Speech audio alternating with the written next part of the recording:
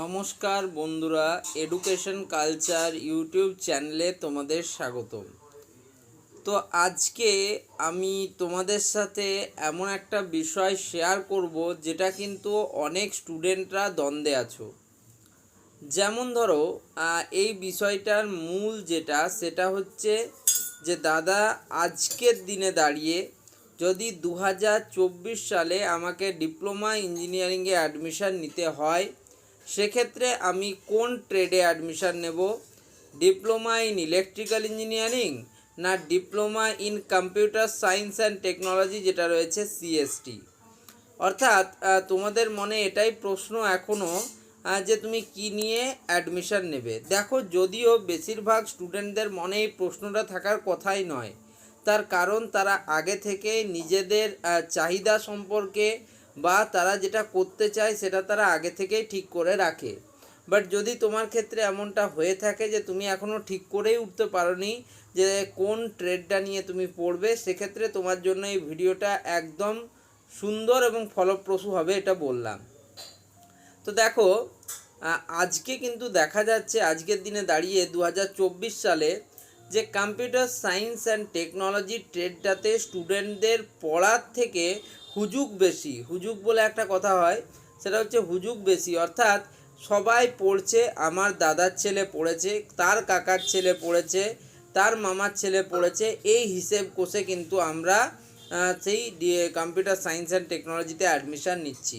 তাছাড়া যদি আমরা একটু বিটেকের দিকে তাকাই, ব্যাচেলার্স অফ টেকনোলজির দিকে তাকাই, সেক্ষেত্রে তোমরা জানো বেশিরভাগ যে আইটি কোম্পানিজ রয়েছে, তোমরা বিশেষভাবে বলতে গেলে তোমরা টিসিএসের নাম শুনেছ, টাটা কনসালটেন্সি সার্ভিসেস।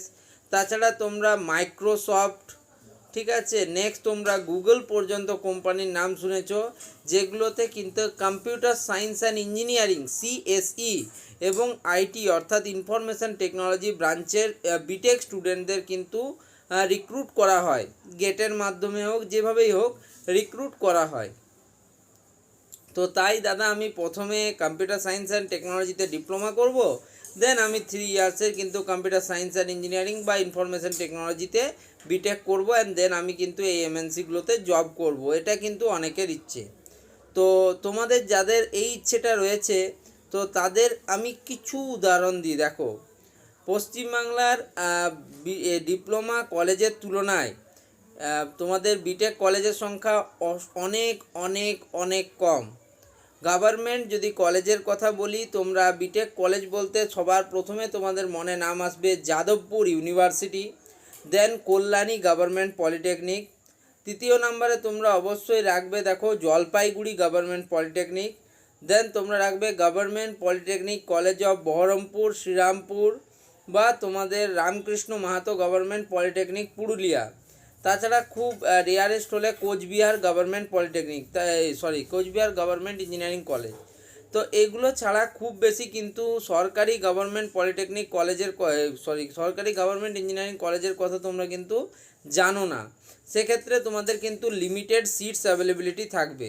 এরপর তুমি যখন জিলেট এক্সামের থ্রুতে তুমি কম্পিউটার সায়েন্স আর ইঞ্জিনিয়ারিংয়ের বিটেক অ্যাডমিশান নেবে, সেক্ষেত্রে তোমার কিন্তু যে ফাইটটা সেটাও কিন্তু টাফ হবে।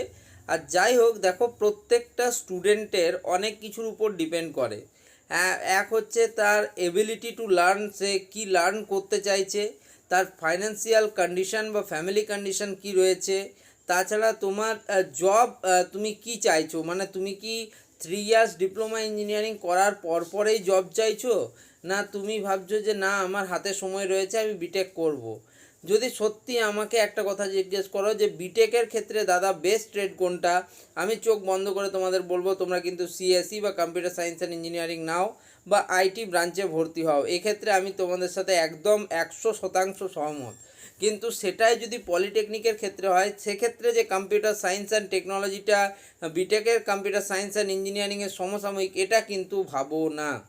ওকে, এবার দেখো যদি প্লেসমেন্টের কথা বলি, তোমার টপ পলিটেকনিক যে কলেজগুলি রয়েছে তার মধ্যে APC Roy polytechnic, central Kolkata polytechnic, KG engineering institute যেটা রয়েছে, এই সমস্ত কলেজগুলির computer science and technology department খুব ভালো। সেক্ষেত্রে এই কলেজগুলিতেও প্লেসমেন্টের হার মাত্র 30%, কিছু কিছু ক্ষেত্রে হয়তো 40% অবধি গেছে কম্পিউটার সায়েন্স অ্যান্ড টেকনোলজির প্লেসমেন্ট, বা বেশিরভাগ ক্ষেত্রে সেটা 30% বা তার থেকেও কম। তো সেই হিসেবে তোমরা বুঝতেই পারছো যে ডিপ্লোমা করে কম্পিউটার সায়েন্স অ্যান্ড টেকনোলজিতে এই মানে তোমাদের জব পাওয়ার প্রবাবিলিটি অনেক কম। এবার আসি ইলেকট্রিক্যালের কথায়। তুমি পশ্চিমবঙ্গের সেরা 10টি কলেজ তুলে নাও, প্রত্যেকটা কলেজ কিন্তু তোমার ইলেকট্রিক্যাল ইঞ্জিনিয়ারিং ডিপার্টমেন্ট রয়েছে, এবং সেখানে যে প্লেসমেন্টের অবস্থা সেটা কিন্তু অনেক ভালো, তুলনামূলক কম্পিউটার সায়েন্স অ্যান্ড টেকনোলজির থেকে ভালো।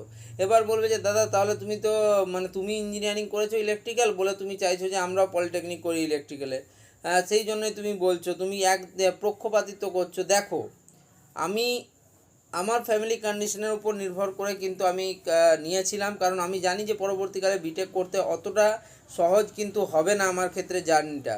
বাট তোমাদের ক্ষেত্রে, যাদের ক্ষেত্রে জার্নিটা সহজ হবে, তারা কম্পিউটার সায়েন্স অ্যান্ড টেকনোলজি নাও, কোনো অসুবিধা নেই। তারা সিএসটি নাও এবং ভালো করে তাতে পড়ো, এবং পরবর্তীকালে খুব ভালো ভালো এমএনসি, তোমরা গুগলেও যাও, মাইক্রোসফটে যাও, অ্যালফাবেটে যাও, যেখানে যাবে তোমরা যাও। কিন্তু দেখো, যাদের কিন্তু পারিবারিক সচ্ছলতা নেই, 3 বছরের মধ্যে যাদের জব মেন প্রায়োরিটি, তাদের ক্ষেত্রে কিন্তু প্লেসমেন্টের হিসাবে আমি বলবো ইলেকট্রিক্যাল ইঞ্জিনিয়ারিং অনেকটা এগিয়ে আছে। এবার আসি গভর্নমেন্ট জবসের ক্ষেত্রে।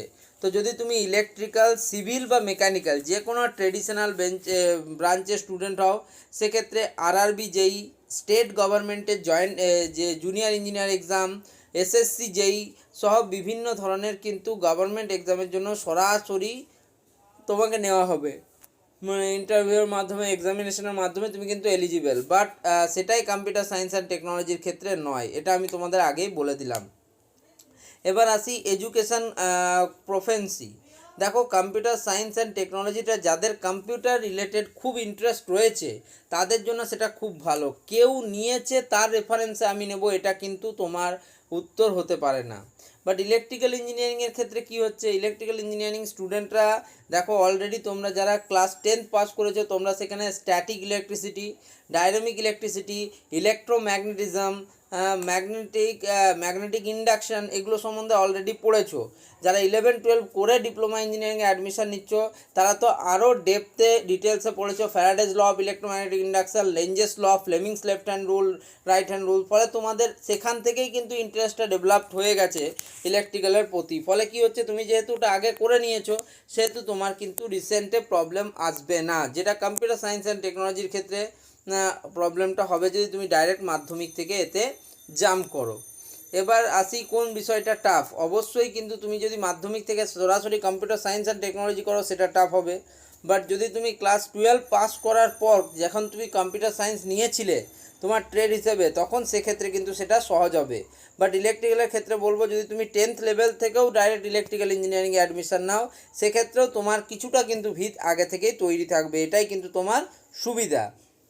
ওকে, তো এটা আমি বলে গেল যে কোন সাবজেক্টটা টাফ, সেটা কোন কাতে জব বেশি, প্লেসমেন্ট বেশি সেটা বললাম, কোনটাতে সরকারি বা বেসরকারি চাকরির সুযোগ বেশি সেটা বললাম। বর্তমান সময়ের প্রেক্ষিতে তোমার কম্পিউটার সায়েন্স অ্যান্ড ইঞ্জিনিয়ারিংয়ের তুলনায় কম্পিউটার সায়েন্স অ্যান্ড টেকনোলজি কিছুটা পিছিয়ে রয়েছে সেটা বললাম। আশা করছি এই প্রতিবেদন থেকে বা এই ভিডিও থেকে তোমরা এটা জানতে পারলে যে কম্পিউটার সায়েন্স অ্যান্ড টেকনোলজি কী হিসেবে বেস্ট এবং তার ডিসঅ্যাডভান্টেজ কী কী রয়েছে। একইভাবে ইলেকট্রিক্যাল ইঞ্জিনিয়ারিংয়েরও ডিসঅ্যাডভান্টেজ রয়েছে, যে ইলেকট্রিক্যাল ইঞ্জিনিয়ারিং করলে যে তুমি সেই ফিল্ডে, কোর ফিল্ডে জব পাবে এমনটা কিন্তু হবে না।